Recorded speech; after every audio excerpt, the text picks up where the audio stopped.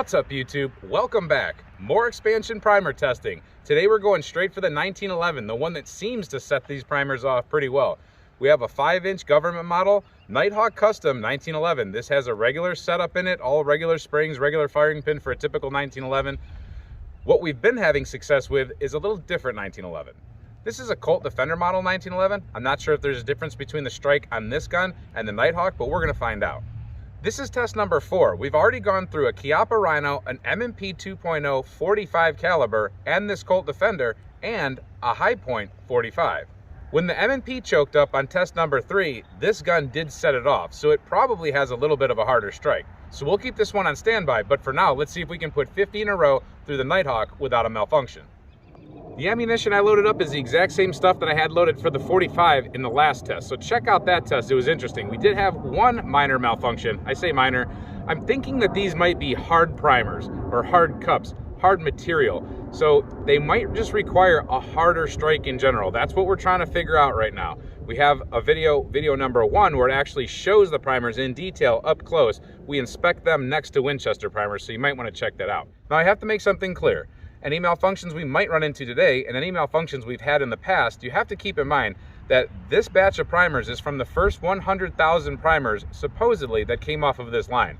I was lucky enough to get some of these packs for testing, these samples. These are not for retail sale. So this could be a growing pain situation with some of these non-fires that we have.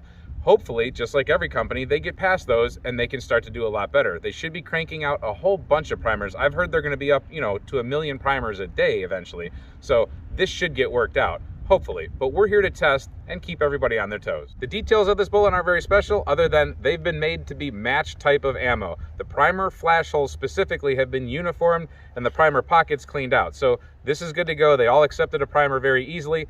Okay, enough talking. I'm going to start shooting. I'm just going to go through the magazines pretty quickly on that steel target. We're just looking for function here.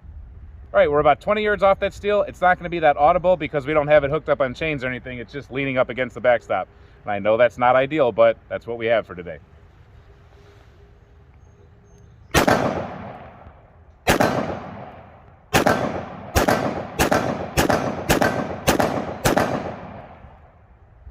All right, we got the first 9. All right, we got 9 more.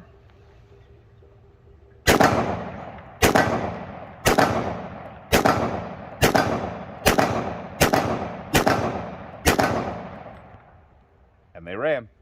Let's do 9 with the left hand just for fun.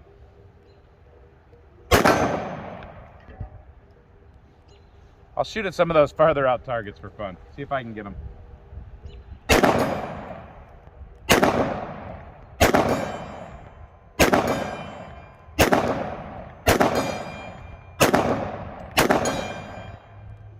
That's all 9. Let me get 9 more. We're going a target back behind this one.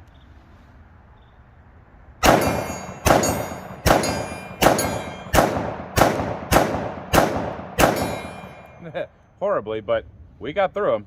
What'd you say my excuse for that was, camera guy? It's pretty dark out. Yeah, it is pretty dark out. You guys can't see that on camera, but the camera always corrects for the darkness. It really sucks out here right now. It's dark and rainy and snowy.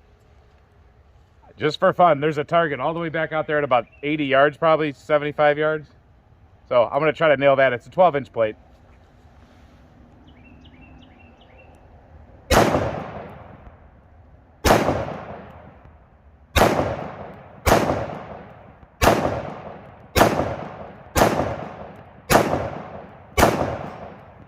I think I might have clipped it at the very end right there, but it ran.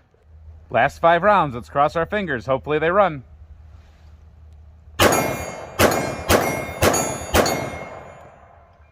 And they did. So all tests are valuable if they're done correctly, even if we don't like the results. But we're learning a lot about these primers. We're learning what they will run in and what they won't run in. There's another gun that I want to test them in. It's going to be a Glock 19, but I have to make up the 9mm ammo because people are going to want to know primarily, are these things going to run in 1911s, Glocks, things like that. Now, Taurus's is another big gun manufacturer out there that has a lot of guns. I'll tell you right now, if you reload for Taurus, Tauruses don't like reloads in general, so I won't be testing any of those. Someone did ask me to test these in that. So check out our playlist. Like I said, this is the 4th video in this test series for these primers. Hope you like this kind of testing, and until we see you next time, stay safe, have fun, and keep shooting.